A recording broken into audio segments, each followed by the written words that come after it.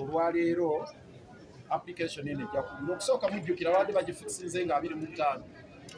omulamuzi n'atubeerera wakisa n'akyusa n'agamba nti mujja olwaleero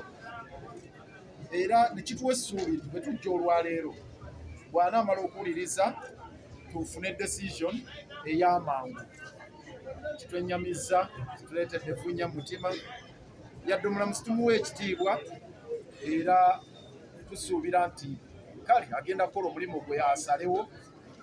naye ayinza okusalawo ng'embeera ndala mulabye obulamu Dr. Besigye bwalimu n'omulamuzi yennyini abulabye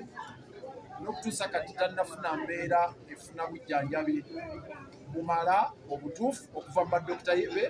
yebe yeekyusingidde ate n'okuva mu ddwaliro erina obusobozi okukola ku bulamu ate nga tubalaze nti okuva nga 31 omwezi ogwa January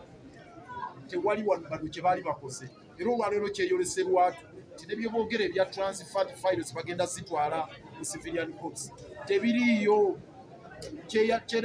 kyeraze lwatu kubanga mu affidavit ereeteddwa state attorney bwe bujulizi bwabwe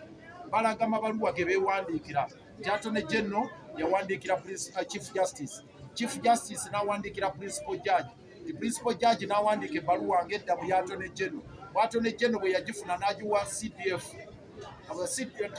n'attorney general era endala n'agiwa DPP nga bagamba nti kale mukole ku process ey'okutransferinga files temuliimu n'akawaayiro n'akamu mu affidavit yaabwe bwe bagambira nti fayiro zino tugenda zitransferinga era ku lunaku bwe ruti ate nga ssemateeka alambika bulungi tojja kukuumira muntu mu kkomera okugyako ng'olina ebiragiro bya kooti ekyo tuzze tukinnyonnyola enkya neggulu mandi waranti yaggwako tebalina kooti order mpya tebalina kiragiro kya kooti yonna tebaguddeewo misango mipya kakati bakozeseza kye bayita impunity of the highest order